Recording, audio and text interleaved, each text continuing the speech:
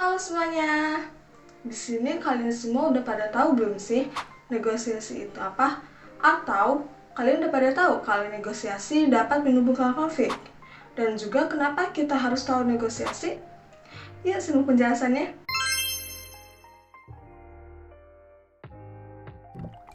Pengertian negosiasi adalah suatu cara untuk menetapkan keputusan yang dapat disepakati dan diterima oleh dua pihak dan menyetujui apa dan bagaimana tindakan yang akan dilakukan. Sebuah proses yang terjadi antara dua pihak atau lebih yang pada mulanya memiliki pemikiran yang berbeda hingga akhirnya mencapai sebuah kesepakatan. Negosiasi juga dapat dikatakan sebagai proses tawar-menawar untuk mencapai kesepakatan yang saling menguntungkan, yaitu menang-menang, bukan kalah menang. Lalu, apa itu konflik negosiasi? Menurut Robbins 2003, konflik negosiasi merupakan proses yang bermula ketika satu pihak menganggap pihak lain secara negatif dan mempengaruhi atau akan secara negatif mempengaruhi sesuatu yang menjadi kepedulian pihak pertama. Konflik negosiasi adalah bentuk konflik yang terjadi dalam proses negosiasi antara dua pihak atau lebih yang memiliki kepentingan yang saling bertentangan. Konflik ini dapat timbul ketika pihak-pihak yang terlibat dalam negosiasi memiliki tujuan yang berbeda atau kepentingan yang saling bertentangan dan sulit untuk mencapai kesepakatan yang memuaskan bagi semua pihak.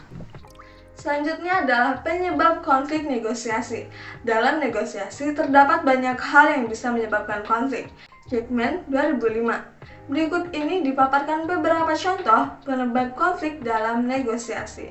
A. Ketika satu pihak atau lebih menolak untuk bergerak dari posisi awal negosiasi. B. Lebih fokus kepada orang dan posisi daripada masalah yang ada. C. Adanya agenda tersembunyi atau rasa saling tidak percaya terhadap motivasi pihak lawan. D. Memanipulasi dan perilaku agresif terhadap salah satu pihak atau lebih. E. Keinginan untuk menang tanpa memedulikan apapun resikonya. F. Mengejar sasaran yang terlalu tinggi dan tidak realistis. G. Tidak bersedia meluangkan waktu untuk menjajaki posisi lawan dan adanya penolakan untuk menghargai sudut pandang lawan. H. Kurang jelasnya peran atau tingkat otoritas. I. Kriteria subjektif yang digunakan sebagai dasar pengambilan keputusan atau proses pengambilan keputusan yang tidak jelas. Agar teman-teman lebih paham seperti apa dan bagaimana terjadinya konflik negosiasi, di awal percakapan negosiasi tentunya masih belum adanya emosi.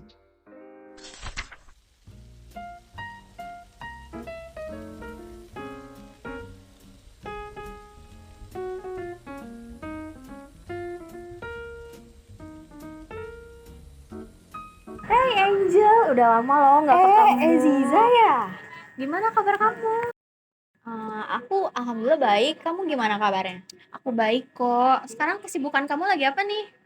Aku sih lagi jalanin usaha sendiri, usaha kosmetik gitu. Dan alhamdulillahnya akhir ini lagi banyak untungnya gitu. Wah, banyak dong uang kamu. Bisa aja kamu. Berarti bisa dong bayar utang yang kemarin.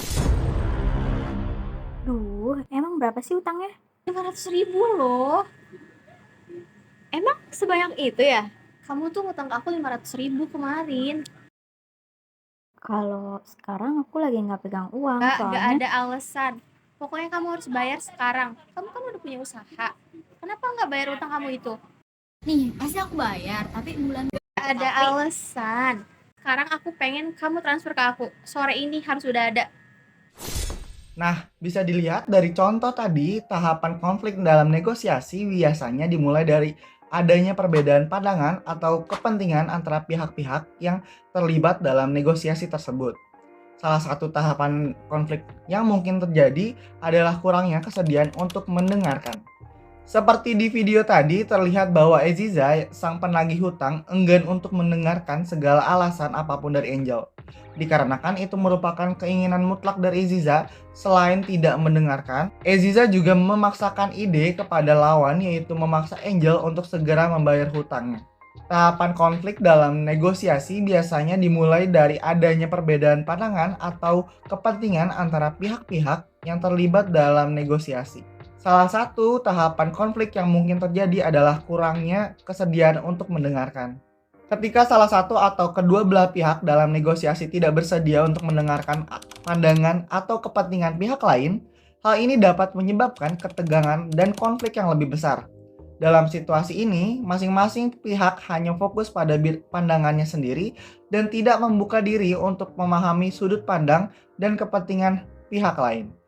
Seringkali, kurangnya kesediaan untuk mendengarkan terjadi karena adanya ketidakyakinan atau ketakutan bahwa pandangan atau kepentingan pihak lain dapat merugikan diri sendiri. Hal ini dapat membuat seseorang menjadi lebih defensif dan sulit untuk berkomunikasi secara efektif.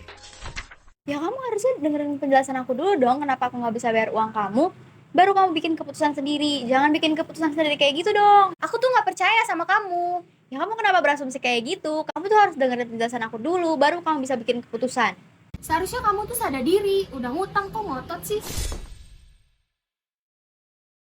Oke, dari contoh tadi, terlihat bahwa tahapan konflik dalam negosiasi dapat mencapai titik di mana suasana menjadi semakin tegang. Hal ini dapat terjadi ketika pihak-pihak yang terlibat dalam negosiasi tidak dapat mencapai kesepakatan atau solusi yang memuaskan semua pihak, atau ketika masing-masing pihak merasa tidak terhargai atau tidak dipahami oleh pihak lainnya. Suasana yang semakin tegang dapat menyebabkan komunikasi yang tidak produktif dan bahkan memperburuk konflik. Pihak-pihak yang terlibat dalam negosiasi mungkin mulai mempertahankan posisi mereka secara kaku dan tidak fleksibel, atau bahkan mulai menggunakan taktik yang tidak etis untuk mencapai tujuan mereka. Untuk mengatasi tahapan konflik ini, penting untuk menciptakan suasana yang kondusif dan berkomunikasi secara efektif dan saling menghargai. Salah satu cara untuk melakukannya adalah dengan mengidentifikasi dan memahami kepentingan dan kebutuhan masing-masing pihak satu sama lain. Dengan jelas, dengan memahami sudut pandang dan juga kepentingan masing-masing, pihak-pihak dapat mencari solusi yang saling menguntungkan dan menghindari taktik yang tidak etis. Selain itu, penting untuk menjaga komunikasi yang terbuka dan menghindari berbicara dengan nada atau kata-kata yang dapat menimbulkan ketegangan.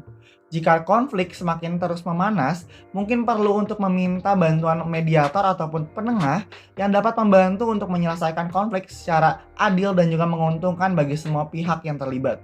Ya kamu nggak mau dengerin penjelasan aku dulu. Aku sih jadi kamu uang sekecil itu nggak bakalan aku tagih, bakalan aku lupain. Ya kamu selalu banyak alasan, intinya aku pengen uang aku minggu ini balik. Biasa aja dong, aku pasti bakalan kembaliin kok duit kamu. Bentar dong, jadi mau dibayar kapan? Oke, gue bayar hari ini juga di depan muka lo. Nah, terlihat di contoh tadi bahwa tahapan konflik dalam negosiasi dapat mencapai titik di mana pihak-pihak yang terlibat menggunakan ancaman, sikap kasar, atau saling menjatuhkan. Hal ini dapat terjadi ketika masing-masing pihak merasa frustasi.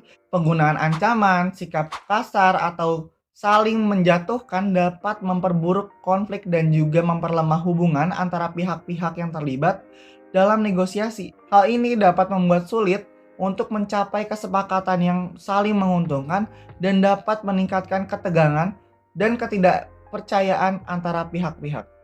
Untuk mengatasi tahapan konflik ini, penting untuk menghindari penggunaan taktik yang tidak etis dan tidak membangun. Pihak-pihak yang terlibat dalam negosiasi harus mencoba untuk menjaga sikap profesional dan berkomunikasi secara terbuka dan jujur. Penting untuk menghindari membuat ancaman, menggunakan bahasa kasar, ataupun menjatuhkan pihak lain. Jika konflik semakin memanas, mungkin perlu untuk meminta bantuan mediator atau penengah yang dapat membantu untuk menyelesaikan konflik dengan cara yang adil dan juga menguntungkan bagi semua pihak yang terlibat. Mediator atau penengah dapat membantu untuk menenangkan suasana dan juga membantu pihak-pihak untuk saling mendengarkan dan mencari solusi yang menguntungkan bagi kedua belah pihak. Selain itu, penting untuk mengambil waktu untuk mempertimbangkan sudut pandang dan kepentingan masing-masing pihak dan mencari solusi yang menghargai kepentingan dan kebutuhan semua pihak yang terlibat dalam negosiasi. Dengan demikian, negosiasi dapat mencapai kesepakatan yang saling menguntungkan dan memperkuat hubungan antara pihak-pihak yang terlibat.